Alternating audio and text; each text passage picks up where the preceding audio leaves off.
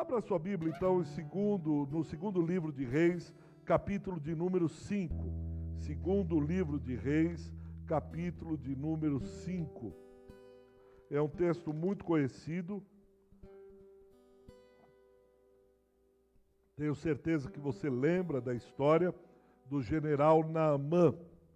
Segundo livro de Reis, capítulo 5. Certamente você tem essa história na sua mente, você a conhece. E eu queria falar um pouco sobre esse texto. No versículo 1 diz assim: Naamã, comandante do exército do rei da Síria, era grande homem diante do seu senhor e de muito conceito, porque por ele o Senhor dera vitória à Síria. Era ele herói de guerra, porém leproso. Vamos repetir só essa última parte. Era ele herói de guerra, porém leproso. Vamos juntos? Era, porém leproso. Ele tinha um porém na vida dele. E eu vou contar a história porque são 27 versículos. E esse Naamã, um grande comandante, general do rei da Síria, e como nós lemos, ele contraiu uma enfermidade. E aí havia uma menina escrava, uma israelita. E a menina escrava, de alguma maneira, ela soube do que estava acontecendo. E ela disse para a mulher de Naamã, se ele conhecesse o profeta que está em Israel, ou em outras palavras, se ele soubesse o Deus que nós servimos, se ele conhecesse o Deus de Israel, ou se ele conhece o profeta, ela se referia ao profeta Eliseu. Se Naamã conhecesse o profeta Eliseu, etc. E Naamã, esse general, ele fala com o rei da Síria escreve uma carta, manda a carta lá para o rei de Israel. O rei de Israel olha a carta do rei da Síria e disse, ele deve estar preparando alguma emboscada para mim, porque agora ele mandaria vir o general até a minha presença. Sou eu, porventura, Deus para curar? Eu tenho alguma coisa mágica? E agora ele se treme todo, né? Fica com muito medo da carta que recebe. E quando Naamã vai procurar o profeta Eliseu nem o recebe assim, descendo, com honras, nada. Diz assim, olha, você vai e dá 7 mergulhos no Rio Jordão. Ele fica muito bravo, ele diz, sou eu um qualquer, será que ele não sabe quem eu sou? E outra, tem tantos rios bons em Damasco, que era a capital da Síria, tanto rio muito mais bonito, por que é que ele me manda vir aqui e mergulhar nesse rio feio, o Jordão, etc, etc, etc. Mas os seus comandados dizem, rei, Naamã, se ele te pedisse uma coisa mais simples, mais fácil, você não faria? Então faz isso, horas. Qual é o problema? Dá 7 mergulhos. E quando ele deu 7 mergulhos, a lepra foi embora e ele foi curado. E ele ficou tão feliz com aquilo, tão agradecido, que ele quis dar uma oferta generosa ali, levou ouro, levou prata, levou 10 vestidos e etc. E o profeta disse, eu não quero nada disso. Eu não preciso nada disso. Isso aqui é de graça, você fica tranquilo, não tem nenhum preço. Aí ele disse, então me permita pelo menos levar um pouquinho de terra, porque daqui para frente eu vou adorar o seu Deus, eu quero uma memória da terra, etc. E tá bom, ele está indo embora. Geazi, que é o moço, os profetas tinham moços jovens que eles ensinavam, né, a aprender o que era o ofício de profeta. Geazi, o moço de Eliseu, vai atrás de Naamã e diz, olha, o meu senhor pensou direito sobre aquela oferta, será que a gente pode negociar? Será que a gente pode e tal? E ele pega a oferta. Quando Geazi está voltando, Eliseu olha e diz, onde você estava? Saí, dar uma volta, cabeça cheia, etc. Tal. Ele falou, porventura o meu espírito não estava com você, quando você foi falar lá com Geazi? E aí o profeta é duro e diz, você mentiu, você foi atrás do ouro, da prata, etc. Agora você é que vai ficar leproso. E termina no versículo 27, dizendo que Geazi pegou a lepra de Naamã. E termina esse capítulo de número 5. Certamente você já ouviu falar de Naamã, dos mergulhos, etc. Mas hoje eu queria ressaltar um pouco essa menina, essa criança. Não o grande general Naamã, mas principalmente a simplicidade dessa criança. Alguém já disse que a simplicidade é o último grau da sofisticação. A simplicidade é o último grau da sofisticação. Rubem Alves, já falecido, escritor, teólogo, ele diz assim: simplicidade é isso, escolher o essencial. Simplicidade é isso, escolher o essencial. No mundo complexo que nós vivemos, simplicidade é o essencial. Escolher o essencial é simplicidade.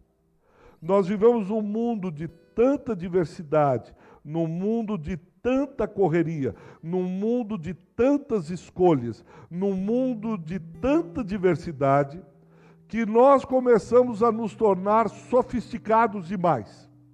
Nós começamos a olhar e um leque de oportunidades aparecem na nossa frente. Hoje, de manhã, no Ciclo Vida, nós falamos um pouco sobre isso, sobre pluralidade. A Vanessa ministrou a aula, uma bênção, e falava sobre essa diversidade, essa pluralidade. Um mundo que você vai no supermercado para escolher um arroz e você tem lá pelo menos 12 a 15 variedades de arroz, arroz quebrado, arroz de terceira, de segunda, de primeira, São João, tio Zezinho, da vó Chica, e arroz mais barato, arroz mais caro. Você diz: não, eu só queria comer o arroz. Ele diz: mas tem muito. Se a gente fosse falar de carro, então, você abre a internet, você quer comer uma pizza, que o paulista gosta de pizza, e aqui nós temos as melhores pizzas nessa igreja, os maiores pizzaiolos de São Paulo estão nessa igreja. Amém? Então, você vai, você diz: qual pizza? Aí você liga para ele e diz: olha, nós temos aí um cardápio. Ele te manda o cardápio, você diz: eu só queria comer uma pizza. Ele diz: mas você tem várias. Então, nesse mundo tão diversificado, nesse mundo tão chique, nesse mundo tão plural, parece que nós precisamos voltar à simplicidade.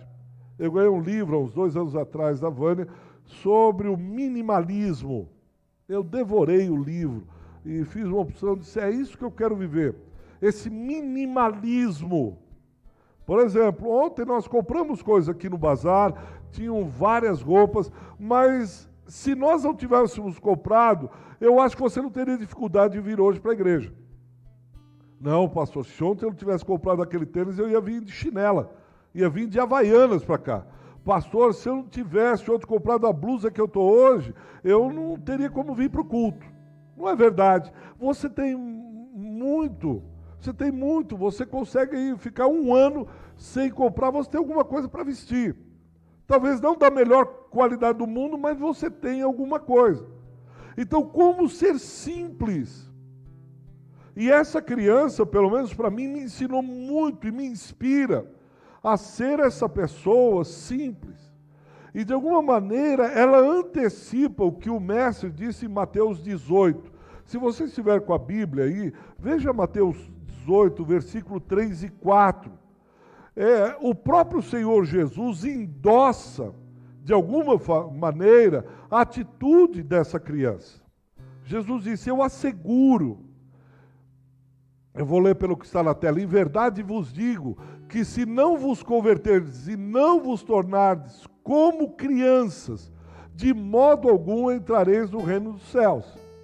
Se vocês não tiverem a simplicidade de uma criança, a singeleza, a bondade, a graça de uma criança, vocês não entrarão no reino dos céus. E essa menina aqui, que instruiu o grande general Naamã, ela tinha essa qualidade que Jesus fala lá no Evangelho de Mateus. Veja mais um texto, Salmo 116, versículo 6. Salmo 116, versículo 6. O Senhor cuida, o Senhor protege, o Senhor vela pelo simples. Achado eu prostrado como uma criança, como uma pessoa simples, ele me salvou. O texto está dizendo isso. Essa simplicidade da vida. Nós vamos ter, e temos jovens casando. Eu fico assim, apurado, dizendo, nossa, o tamanho da complexidade de se fazer um casamento.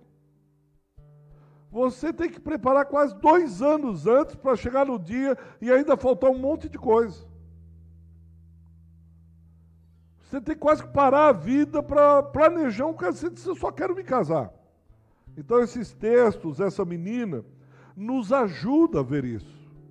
E principalmente essa enfermidade que veio sobre Naamã, eu acho que de alguma maneira o ajudou a desmistificar, a desconstruir toda aquela complexidade do que seria ser um general do maior império da sua época, que era a Síria. Mais do que isso, parece que aquela doença de Naamã reflete de alguma maneira a doença, a enfermidade daquela geração. Vou repetir. A enfermidade de Naamã, e o texto traz isso, é a enfermidade de todo um povo, de toda uma nação, ou pelo menos grande parte desse povo. Se não, vejamos. Olha o versículo 1. Naamã está doente, é assim que começa o capítulo. Vai dizendo que ele era um homem grande, dizendo que era muito conceituado, etc. Era um herói, porém, ele estava doente. Veja o versículo 5. O rei da Síria, quando se depara com a enfermidade de Naamã, ele pensa com a cabeça política.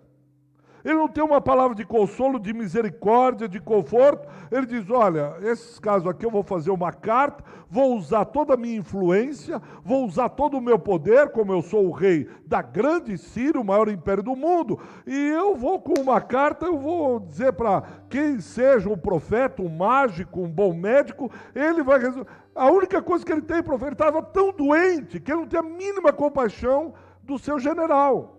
E cada um oferece o que tem. E ele oferece sua enfermidade, a diplomacia, manda Naamã ir com ouro. Nenhum ouro curaria Naamã. Nenhuma carta diplomática, ainda que ele fosse o rei da Síria, conseguiria fazer com que Naamã fosse curado. Mas é enfermo. Veja o versículo 7. Esse para mim é o que mais me choca. É o rei de Israel. É o rei da nação santa, é o rei do povo de Deus. Esse cara deveria ser o primeiro a, quando recebeu a carta, tirar a enfermidade do outro.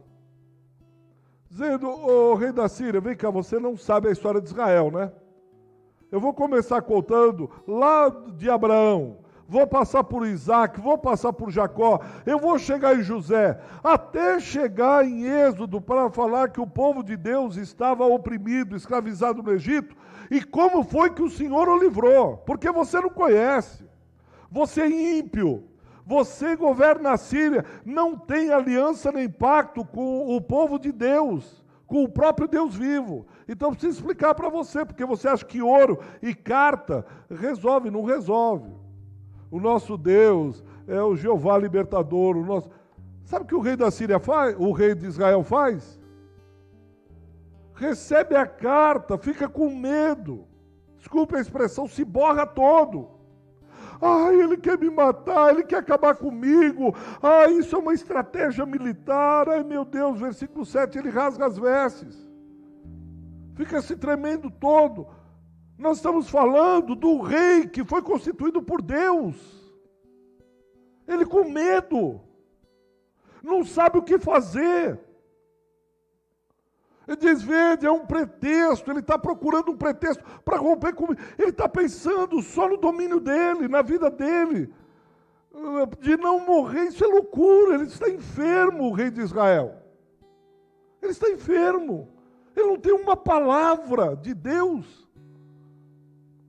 Ele não tem uma palavra para dizer, olha, eu estou em pecado, eu sou um crente meia boca, mas pelo menos procura um profeta, um pastor, um evangelista, um diabo, procura alguém, porque eu não estou aguentando comigo mesmo. Veja o versículo 13, os soldados de Naamã. Os soldados têm que aconselharem o general. Ô general, vai lá, quem sabe? Você já fez coisas mais difíceis, você já guerreou, faz isso, quebra o galho. E o general se fazer de difícil. Não sei não. Mas é você que está doente. Eu não sei se você já conversou com alguém assim. Ele está doente, ele não se percebe, ele ainda quer ajudar o outro. Ele ainda se faz de superior. Ele ainda se faz de doce. E aí os soldados, é bizarro. Os soldados tendo que aconselhar, quebra o galho, faz isso, por favor. É você aconselhando uma mãe, um pai, e ele, não sei se eu quero isso, não sei se eu quero... Mas como? E por fim, Geazi, aquele que está estudando, crescendo, para ser profeta. Assim que ele vê o ouro de Naamã, assim que ele vê a possibilidade, eu vou enriquecer e eu vou ficar grande, eu vou pegar esse ouro, não vou falar nada para Eliseu e aí está garantida a minha aposentadoria. Eu vou comprar uma casa, eu vou comprar um apartamento, eu vou viver de aluguel, eu vou aplicar, eu sei lá o que ele pensou. Você percebe como a enfermidade de Naamã reflete uma enfermidade espiritual que se apoderou daquela geração, daquele povo. Parece que a única pessoa que está sã, sóbria, é a menina, é a criança. Tem que colocar os reis, os doutores, os teólogos, os pastores, os líderes, sentados e chamar uma criança e dizer, por favor, ministra que eles estão doentes. Por favor, se sinta à vontade, mas, pastor, só tem aqui gente do mais alto. Pois é, mas a enfermidade se apoderou da cabeça deles. É uma enfermidade de mentalidade. É uma enfermidade que se apossou do espírito deles. É uma enfermidade da época que se apossou da mente do povo de Deus. E aí a simplicidade de uma menina escrava, de desculpe o termo, uma empregadinha, que está lá passando o pano de chão, no chão sujo, que o rei acabou de pisar. É essa menina que tem sobriedade, é essa menina que tem equilíbrio para aconselhar heróis, reis, soldados e povo de Deus. É sobre ela que eu queria falar. Porque nós começamos falando do herói. Aquele que já havia batalhado todas as batalhas possíveis e imaginárias. E que de repente se vê diante de uma enfermidade e a sua espada, o seu treinamento, o seu escudo, o seu exército, as suas ordens, a sua autoridade, nada, absolutamente nada é capaz de resolver o problema. O seu bom conceito, o seu dinheiro, os seus valores. Olha, general Naamã, você tem tudo, mas parece que tudo isso que você tem, nada pode resolver a sua enfermidade. Cure-se a si mesmo, por favor, Naamã. Adiantaria ele pegar e chamar o seu exército e dizer, pegue a espada, pegue as catapultas, pegue os cavalos, pegue os escudos e vamos derrotar essa lepra. Você já se sentiu assim algumas vezes? Eu, muitas vezes. A enfermidade ajuda a nos desnudar. A doença ajuda a gente se colocar no nosso lugar, quem somos. A dependência que temos de Deus. Sabe aqueles momentos que todo dinheiro, que todo treinamento, que toda experiência, que tudo que você tem, você diz, e? Como Onassis, quando perdeu o seu filho. O maior e armador grego da sua época, da sua geração. Pelo menos 5 vezes eleito o homem mais rico do ano. Perde seu filho com uma doença. E ele diz, eu daria toda a minha fortuna para poder ter mais um dia com o meu filho. Eu trocaria a minha própria vida pela vida do meu filho, mas não adianta, Onassis, já foi. Há momentos que nós nos deparamos com situações que, por mais que a gente tenha treinado, estudado, vivido, obtido, nada parece resolver. Naamã está num momento como esse. Parece que é num momento onde ele se vê face a face com Deus. E ele olha e diz: o que é que eu faço agora? Eu penso, talvez, que a pandemia nos ajudou. Ajudou a trazer algumas pessoas para um equilíbrio, dizendo tudo que eu tenho diante da pandemia, eu vou ficar aquartelado, não é esse o termo, esse é um termo militar, mas é isolado, sem poder estar perto de ninguém, eu não posso fazer nada. Isso nos ajuda a repensar a nossa caminhada, repensar a nossa vida, repensar quem somos, para onde estamos indo, onde queremos chegar. A enfermidade, ela nos ajuda muito a desconstruir o mundo de fantasia que criamos. Por isso, só a simplicidade de uma criança para nos ajudar num momento como esse. A figura do herói, a figura daquele cara que é o cara, a figura do super-homem, parece que a criptonita vem, a enfermidade é como uma criptonita diante do super-homem. Que ele olha e diz: toda essa minha força não vai ajudar agora. E aquele mundo da fantasia, do grande casamento, é impressionante a fantasia. Gente que não acredita mais nisso e de repente você vê a pessoa entrando de branco e tal, e você conversa com a pessoa e diz: eu não acredito, mas eu acho bonito isso. O mundo da princesa, o mundo do príncipezinho da mamãe. Ah, meu filho é o meu príncipe, não mexe com o meu príncipe. O mundo do trabalho, que se eu trabalhar naquela empresa, eu nunca mais vou ser o mesmo. É o meu sonho de consumo. Ah, aquele título na universidade. Ah, aquela igreja, aquele louvor dos sonhos. Porque eu vou ser a próxima Ana Paula Valadão. Eu vou fazer o diante do trono, a volta. Eu vou ser a mulher... E de repente se acaba. A grande família, o grande emprego, o grande carro, a grande casa. Mas a hora que eu conseguir a casa própria, eu vou resolver meu problema.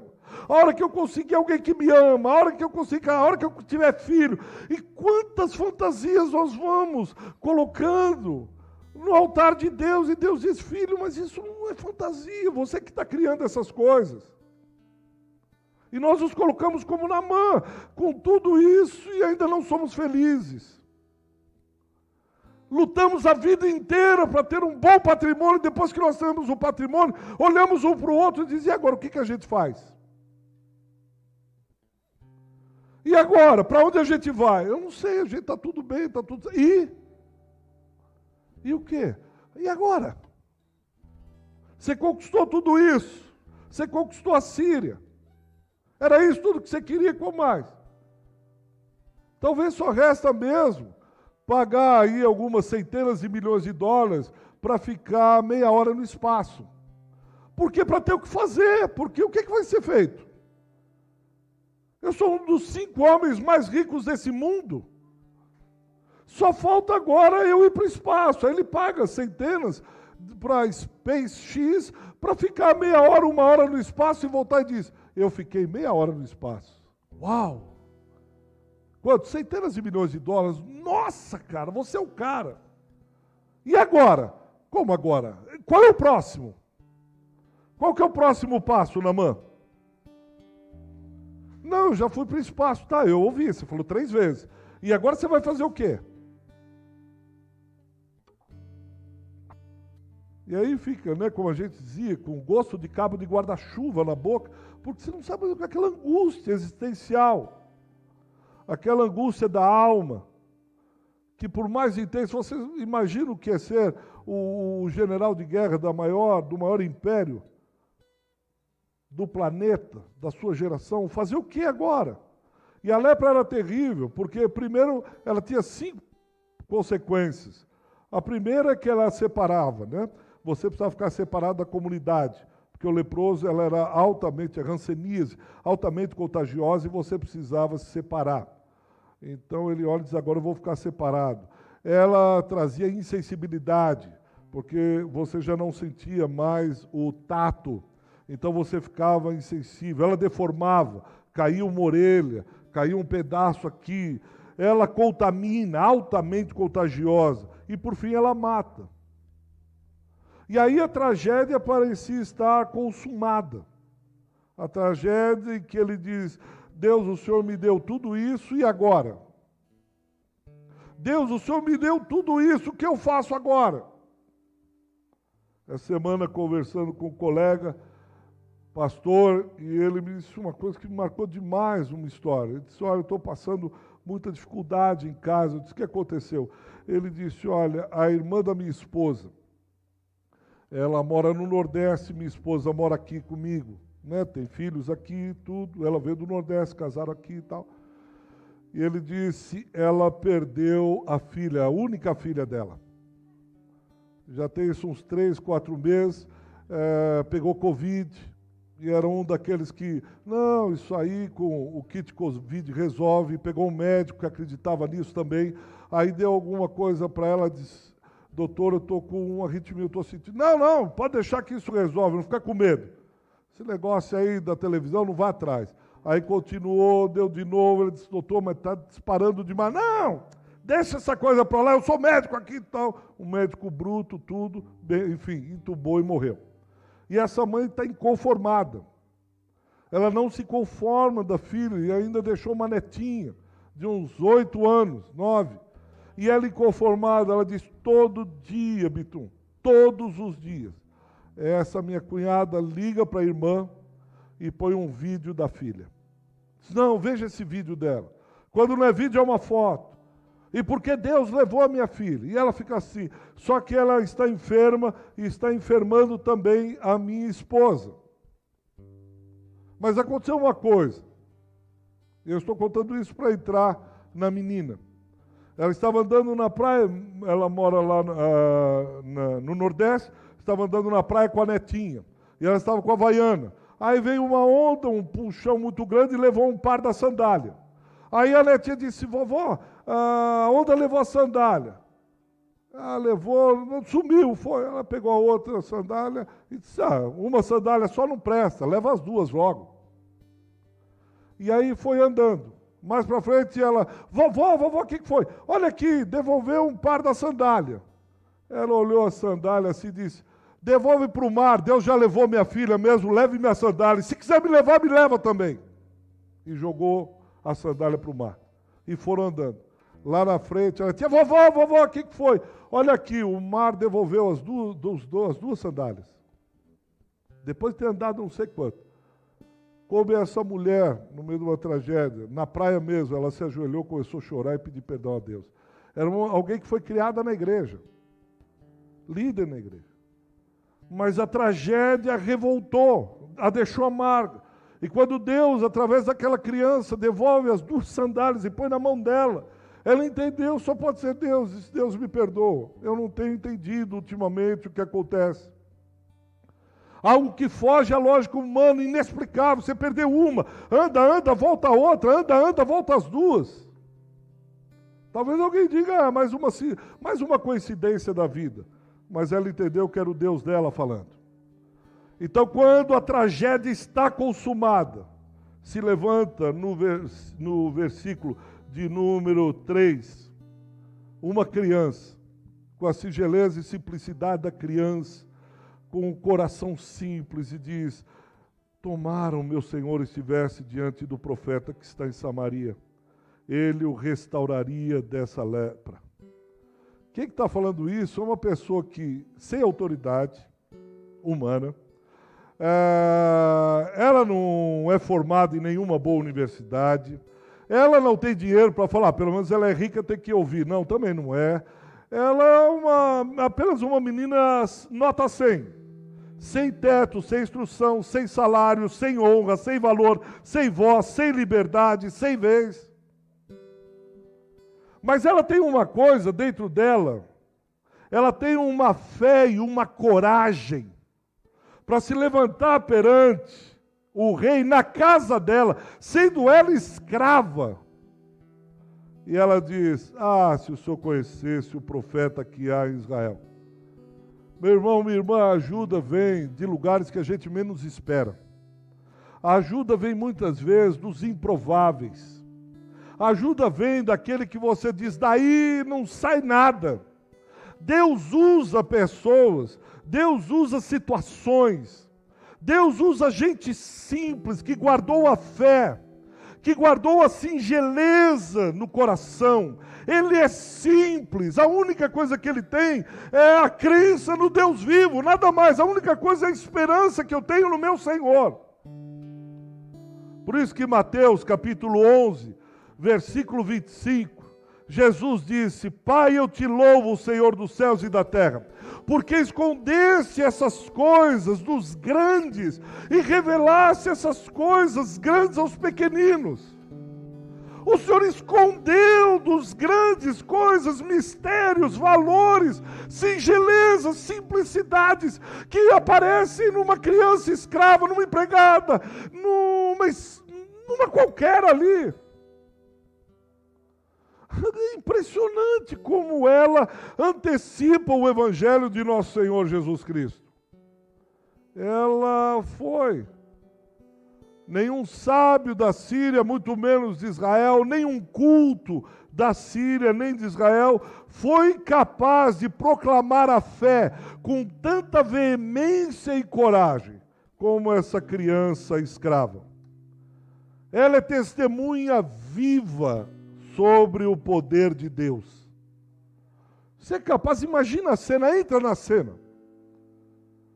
Criancinha, passando, esfregando o chão, e ouve, ela ouviu alguém, ninguém conversa com ela. E ela ouviu que o rei estava doente. Provavelmente a tristeza, a casa ficou conturbada, tudo agitada, todo mundo correndo, o general, aí ela olha assim, simples assim. E talvez o maior milagre não é a cura de Naamã, mas essa criança ser ouvida. Porque essa criança foi ouvida simplesmente pelo general. Não é pouca porcaria, não. Não é pouca porcaria. É um milagre de alguém ouvir. E essa menina, para mim, é um milagre, a coragem que ela tem. E quando eu meditava nesse texto, eu disse, Deus, quem sabe o Senhor me dá essa coragem? Porque às vezes no trabalho, na escola, nos vizinhos, nós não temos coragem de encontrar alguém e dizer assim, se você conhecesse o Deus ao qual eu sirvo, essa tua enfermidade, essa falta de trabalho, essa preocupação, isso que você está passando, você veria que não é tão difícil assim para ele. Quem é que tem a sanidade nesse momento? Quem é que é sóbrio realmente? Quem é que não se permitiu ser adoecido por aquilo que permeava aquela geração? E eu e você precisamos discernir qual é a enfermidade da nossa geração. A Vanessa falou um pouco hoje aqui, uma das enfermidades. E que a gente vai perdendo esse pensamento da simplicidade do Evangelho e entrando na complexidade do mundo. Mas ela não é só corajosa. Ela tem uma sensibilidade extraordinária. Eu não vejo a hora de chegar no céu e uma das pessoas que eu quero perguntar é sobre essa menina. Eu quero conhecer, conversar com ela como foi, o que ela falava. Veja, quem é que está doente? Quem é? Naamã. Quem é Naamã? É o general. O que ele fez? Escravizou o povo dessa criança. Provavelmente ele matou os pais dela, o papai e a mamãe. Ou a mamãe foi estuprada e levada cativa, ou o papai provavelmente foi morto, ela é órfã. Quem matou o pai e escravizou a mãe, ou matou os dois, foi esse que está doente. Eu fiquei pensando, se alguém batesse na minha mãe, prendesse meu pai, fosse injusto com eles, e aí eu soube que ele ficou doente, leproso e está para morrer. Eu diria, tá vendo, não mexe com o ungido do Senhor. Mexeu com o ungido é isso. Mas você não sabia que eu sou ungido de Deus? Não sabia que nós somos cabeça e não somos cauda? Bem feito. Agora, quando você não vier aqui pedir perdão humilhado, eu não te perdoo. Ela inverte, ela é tão sóbria. ela é tão saudável, sã, que ela consegue ter compaixão do inimigo. Já ouviram alguém dizer que a gente deve orar pelos inimigos? Que a gente deve amar e orar por aqueles que nos fazem mal? Já viu alguém dizer isso? Além dessa menina, ele mesmo, Jesus de Nazaré. Ele ensina isso, de nós amarmos. Pastor, onde está isso? Mateus 5, versículo 44. Jesus diz exatamente isso. Amarás o teu próximo e odiarás o teu inimigo. Eu, porém, vos digo, amai os vossos inimigos e orai pelos que vos perseguem, para que vos torneis filhos do vosso Pai que está nos céus, pois que ele fez raiar o seu sol sobre maus e bons e derrama chuva sobre justos e injustos. Eu fico imaginando o que você está pensando agora. Pastor, o senhor não sabe o que ele me fez. Se o senhor passasse o que eu passei, eu duvido que o senhor perdoaria. Esse cabra aí, Naamã, ele matou meu pai. Eu sou uma escrava na casa dele. Eu sei que há cura, mas eu vou ficar bem quietinha e viver minha vida. Eu vou partir para outra. Mas ela tem uma compaixão, que eu acho que se o pai ou a mãe estivesse vivo, apertaria a mão e diz: esse é o Naamã, cala a boca. Em casa a gente conversa. Não, mamãe, Deus pode curá-lo. Cala a boca, menino. E apertaria a mão dela. E se fosse uma mãe, começaria a pôr as unhas. Ai, mãe, não chora, engole o choro. Em casa a gente conversa. Mas mamãe, ele pode ser curado por o profeta Eliseu está... Cala a boca, moleque. Foi ele que matou teu pai. Foi ele que escravizou a nossa gente. E aí começaria. Mas não essa menina. A cena que eu imaginei, ela se esfregando o chão, magrinha, cabelo meio encebado, e ela ouve, ela diz: há um Deus que pode curá-lo, Naamã. Rapaz, de onde essa menina tirou essa compaixão? De onde ela tirou esse amor? Pelo amor de Deus, de onde? É a mãe que perdoa aquele cara que assassinou o filho. Ela olha para o cara que assassinou o filho e diz: olha, você não merece, mas eu também não merecia. Mas saiba que há um Deus que pode te perdoar. Eu ainda oro por você ter dificuldade de perdoar, mas Deus te perdoa. E Deus vai me ensinar a amar você. Da onde vem isso? Da onde vem essa graça para amar aqueles que nós odiamos, ou que nos odeiam, ou que fazem mal? Ela é corajosa, ela de uma sensibilidade fora do comum. Ela ama, não com palavras, mas ela dá o caminho das pedras, dizendo: vai lá, tem um médico bom. Espera aí que eu vou telefonar para ele. E talvez a mãe dizendo: mas foi ele que fez. Deixa, mãe.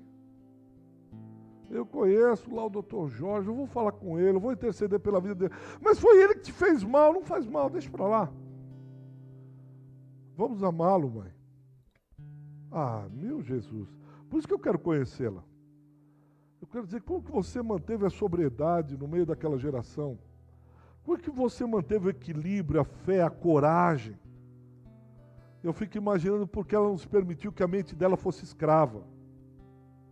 E é isso que Jesus diz: temei não aquele que pode destruir o corpo, mas aquele que pode fazer com que você passe a eternidade no inferno.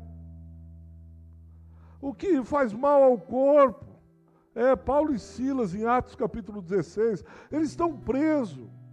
Depois de serem chicoteados, eles estão no fundo da prisão, aí meia-noite, o que eles fazem? Eles estão celebrando a vida, cantando louvores. Vocês não perceberam que vocês estão presos? Vocês não perceberam que estão? Eu vi o testemunho do pastor Mário Freitas, trabalha com a Mais, que é uma missão de ajuda à igreja sofrida, perseguida. E ele conheceu um desses homens. A história é longa, o testemunho é muito longo, mas esse homem apanhou várias vezes da guarda muçulmana. Ele estava num país de perseguição, ele foi chicoteado. Por fim, ele estava saindo de casa. Se onde você vai? Não, eu vou sair. Desconfiaram que ele ia no culto, bateram, deixaram ele completamente desacordado. Aí, numa outra vez, o pastor Mário marcou um encontro com ele num lugar, para não saber, ele estava saindo, desconfiaram que ele estava, e ele não vinha. E o pastor Mário disse, pô, ele atrasou de novo, ele atrasou, eu não posso ficar muito tempo aqui, ele atrasou. De repente, chega ele todo machucado, ele disse, o que foi? Ele disse, eu fui sair de casa. Ainda saí com bastante antecedência. Vieram uns antigos amigos meus da religião islâmica, etc. Começaram a me questionar, pediram para negar Jesus, eu não neguei, eles me bateram, me deixaram desacordado. Aí eu sabia que eu tinha esse compromisso com você, eu pus só uma água no rosto e vim aqui, porque eu não queria deixar você esperando, saber quanto era importante a gente estar junto conversando. Como se não bastasse, por fim, foi a última notícia que ele teve desse amigo. Entraram na casa dele, a guarda islâmica, e aí estava a filha e a esposa. Aí pegaram a esposa, disseram, nega Jesus, nega, não negou.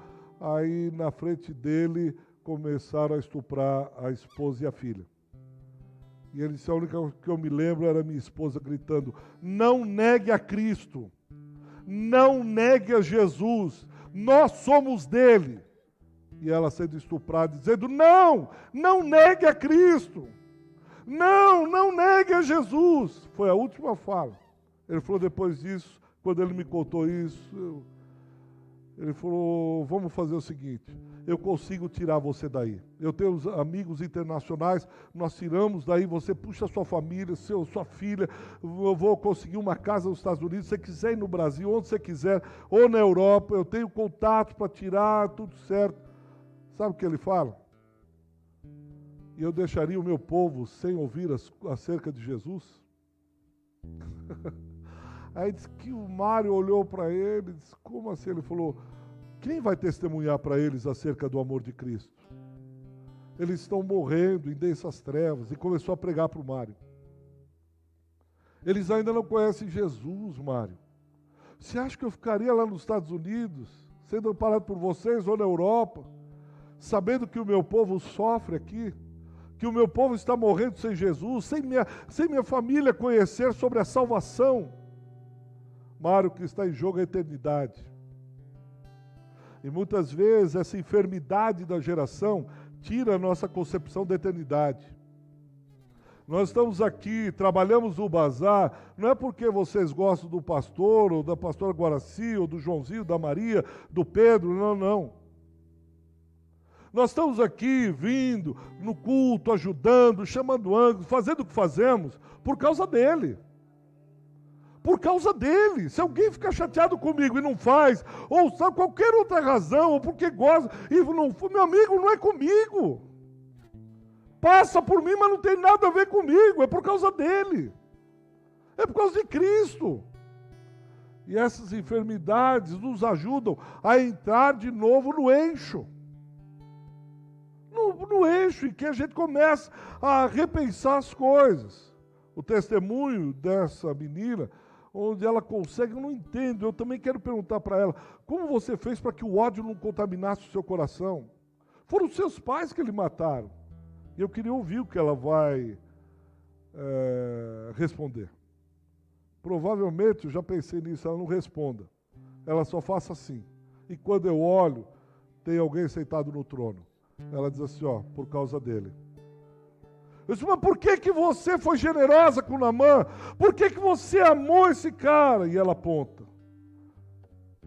Porque um dia todos nós apontaremos. Quando perguntarem por que você chegou até aqui, nós apontaremos. Foi por causa dele. Foi por causa que ele foi ferido. Ferido todos nós seremos. Eu falei isso lá com os líderes de confrarias. Mas nós não podemos esquecer que nós seguimos um servo ferido. Eu e você não podemos esquecer que o nosso Senhor é um servo ferido. Se você foi ferido, ferida, bem-vindo ao time, é isso mesmo. O importante é não perder a generosidade, a compaixão, o amor, a fé, a coragem, a sensibilidade. Mas quando eu e você estivermos no último e grande dia apontando, como essa menina escrava apontando para o trono, onde o Cordeiro está sentado, nós olharemos as mãos dele. As mãos dele é alguém que foi ferido também. Nós olharemos para os pés dele e lá estarão as marcas do servo sofredor de Isaías, do servo ferido, que foi ferido por mim e por você e continuou nos amando, nos encorajando, nos enchendo de fé, nos animando, dizendo: é isso mesmo, vamos, continua amando, continua perseverando, continua seguindo, não vamos parar não. Por isso que Isaías diz que ele foi obediente até a morte, morte de cruz, por mim e por sua causa. Nós olharemos os seus pés e ali estarão as feridas dos cravos. Nós olharemos para a sua testa e a coroa de espinho ainda deixou marcas na testa dele. E nós vamos ver. Talvez o que nos traga o equilíbrio, a sanidade nos dias de hoje, é perguntarmos o que Tomé perguntou. É ver o que Tomé pediu para ver. O que é que Tomé pede para ver? Olha, eu só acredito se eu ver, eu só acredito se eu tocar. Aonde é que Tomé pede para tocar? Nas feridas, nas chagas, nas dores. Não é possível que ele sofreu tudo isso.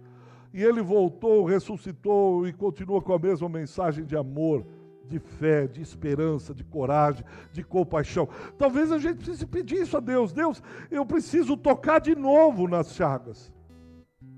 Eu preciso mais uma vez ver as chagas, porque a enfermidade desses séculos está me deixando cego e eu não estou vendo mais as feridas. E eu preciso ver as feridas, tocar nas feridas, para lembrar da mensagem que o servo ferido deixou. Amai os vossos inimigos. Seja sensível, tenha compaixão, continue firme. E pedirmos a cada dia a simplicidade dessa criança, dessa menina, que embora escrava de corpo, sua mente era livre. A única que não brincou de dominados e dominantes, explorados e exploradores. Ela não brincou desse jogo, eu me recuso. Há um Deus em Israel, há um profeta. Vocês precisam conhecê-lo. Vocês precisam conhecê-lo. Naamã, você precisa conhecer, esse cara é sensacional.